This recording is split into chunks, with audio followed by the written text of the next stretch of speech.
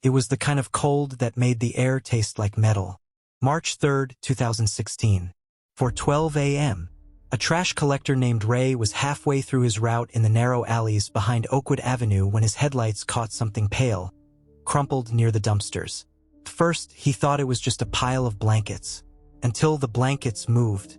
A girl, barely 16, with blood crusted across her forehead. Her lips split, one eye swollen shut. She was barefoot, wearing only a torn sweatshirt. Her hands were tied behind her back with shoelaces. She tried to speak, but all that came out was a rasp. "Help me." Ray dialed 911 with shaking hands. Before you hear what happened to her, and how this town tried to bury the truth, make sure you subscribe to Crime Unfolded and stay with us till the end. This story is not what it seems. Who is she? At the hospital, the girl wouldn't speak for hours. She flinched every time a male nurse entered the room. The only words she whispered were, "Don't let them find me." Her name was Jada Miller. She had been missing for nearly 4 weeks. Reported missing by her foster mother, marked as a runaway in the system. Her file was closed within a week. Another statistic in a town where missing black girls were often labeled runaways without further questions. But Jada wasn't a runaway, and she hadn't been hiding. She had been taken. Who took her, and why did the police stop looking? The secret basement. Jada's injuries told a story her lips could not. Rope burns around her ankles. Bruises in the shape of fingerprints on her arms. A small burn mark near her ribs. She was severely dehydrated, underweight, and terrified of closed spaces. But it was the piece of paper in her pocket that shattered everything. A receipt from a hardware store, dated 2 days before she was found, with an address scribbled on the back, 1920 Maple Lane. Detectives arrived at the address, a single-story home with peeling white paint, belonging to a man named Henry Collins, a well-known volunteer at the local church and youth basketball coach. Inside his basement, they found a mattress on the floor, handcuffs bolted to a pipe, and a small table with leftover food. The air smelled like sweat and bleach. Jada identified it immediately. That's where she had been held.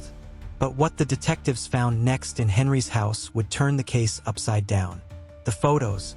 In a locked drawer in Henry's bedroom, detectives found a stack of Polaroids, not just of Jada, but of other girls. 7, maybe 8 different faces, all with the same hollow, fearful expression, posing in the same basement. Some photos were dated as far back as 2011. Files were pulled, and soon it was clear. 4 of the girls in the photos had been reported missing. All cases marked runaway, all closed without follow-up. One of them, a girl named Brianna Lewis, had been missing for 5 years. She was never found. Henry Collins was arrested on the spot. But as the news broke, the community wasn't outraged. They were silent. Why was the town so quiet about girls disappearing under their noses? The system that failed them. When Jada finally spoke, her voice was quiet, but every word cut like a blade. "He told me no one would come looking." She described how Henry would bring food once a day, telling her she was there to learn obedience. Sometimes he would leave the radio on so she could hear the news, so she would know that no one was searching for her. She was right. When Jada's foster mother reported her missing, the police noted her history of running away from previous placements and marked her as high risk but voluntary absence.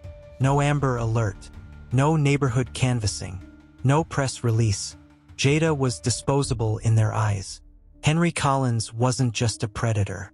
He was a predator who knew exactly who the system wouldn't fight for.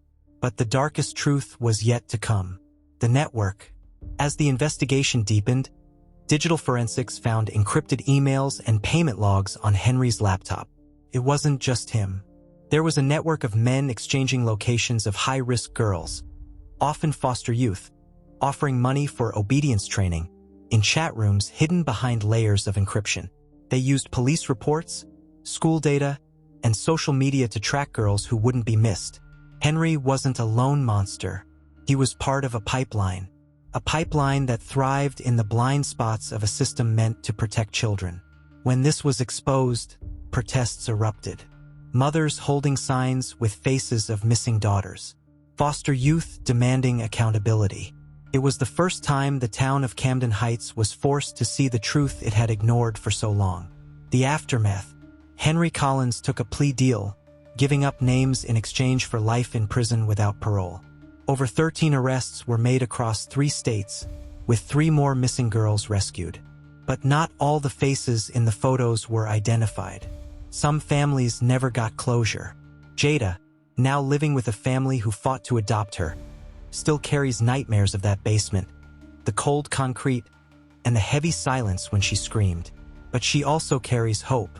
She speaks at schools, warning others, reminding them, if you disappear, you deserve to be searched for. You are not disposable. If this story made you feel something, don't let it end here. Subscribe to Crime Unfolded for more stories that demand justice, stories that give voice to the unheard, and stories that hold systems accountable. Like this video, share it with someone who needs to understand the reality of how these systems fail.